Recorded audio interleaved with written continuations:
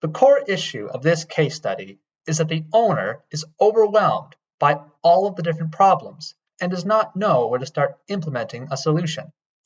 They are largely unsure or apprehensive of making a decision at all. I will approach this case study by determining if the different problems overlap with each other and if a common solution could be developed. I would try to gain as much understanding about the operation's current situation and why things are not working, as well as the goals of the owner.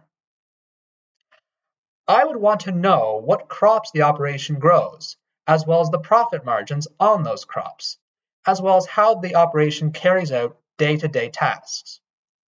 I would get the perspectives of the current and past employees on the working conditions and wages to better understand the employee turnover.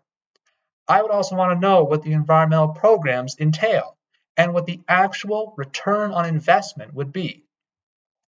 For my independent project, I'm interested in managing farm budgets and long-term operation success.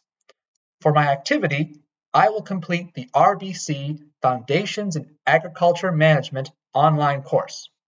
For my artifact, I will create a visual infographic highlighting the key takeaways and lessons that I learned from the course.